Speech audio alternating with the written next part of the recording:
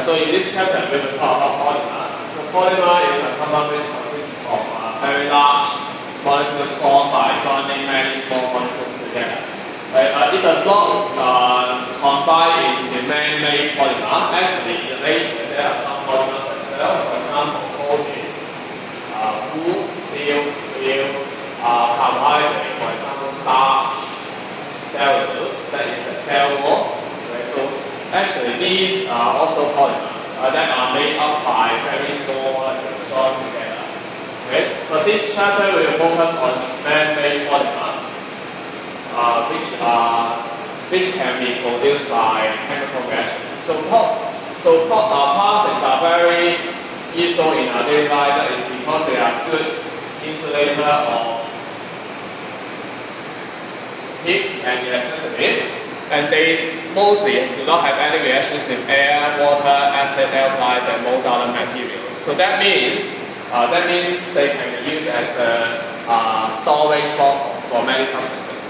And then they are very useful because they can be flexibly changed into different shapes. Right? They can be molded into different shapes. Right? So that's why you can tailor-make your own device. Right? And of course, they are cheap, so that's why this is very widely used materials. So in order to make the plastics, we have several procedures. So first, we need to mold it into our desired shape.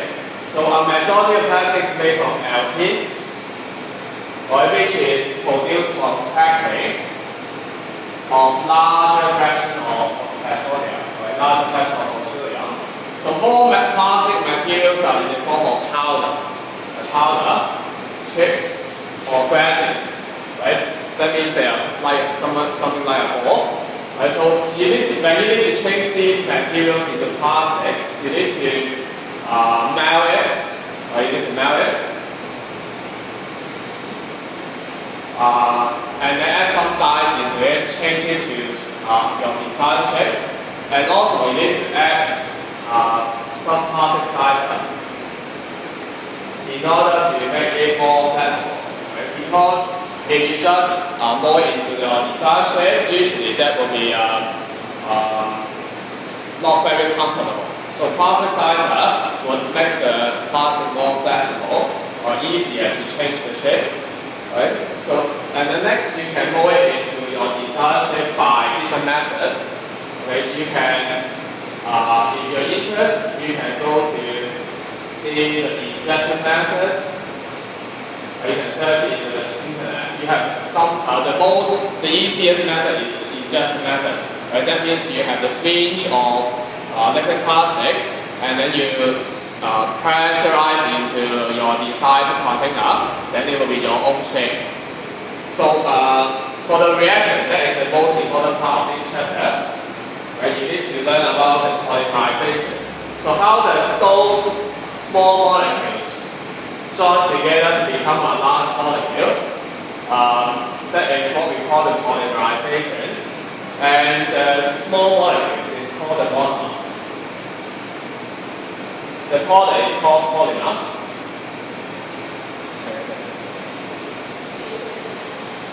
Okay, so polymerization can be done by mainly two reactions. Right? The first reaction is addition reaction, and this is the only method that you need to learn. Okay? For another polymerization is called condensation polymerization. We will not learn it in details, or you just need to know the name. So for addition polymerization, from the name you know that the reaction is addition. Okay, so it is an addition reaction. So that's why all the monomers will have the double bond. All the monomers will have the double bond. So in the reaction, the double bond, each monomer, the double bond will break, and then each carbon will become something like this. Each carbon will have an extra bond, right? So that's why it can link to the other monomer molecules, right? So if you look at this picture, you will see it easier. So all the double bond breaks, then they can join together, right, like this. They can join together. Okay? So that's why addition reaction will be useful for polymerization. But here it's not finished, we use a bracket and then show to the other this is N. And this polymer is called polyethylene. Very easy to remember, you just add a poly to onto the original chemical name. Then the monomer is called ethene. And then the repeating units,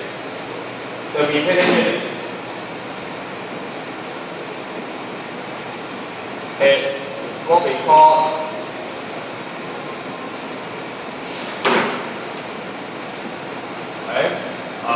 it's just the brackets, right? The structural formula in the brackets. But bear in mind that this is not this, right? Because we want to show the basic structure of the monomer, right? Basic structure of the monomer. This is not a monomer. We want to show to the others this is the monomer without the double bond, right? So that's why the repeating units is the monomer without the double bond, but not like this, or back like that. Right here is N. That means that you cannot know how many classic molecules, how many monomer molecules are used for the polymerization. Right, so that means each polymer molecules do not have the same size. Right? It can vary from usually 3,000 ethene molecules to 10,000 ethene molecules. Right? We cannot predict how many molecules are joined. Right? So that's why we use N to represent it. Right? So that is the basic knowledge that you need to know. Monomer with the double bond, polymer, you have the double bond broken, and then two extra bonds to link each other. Then the repeating unit is the structural formula inside the brackets. Bear in mind, this is not something like this. Okay?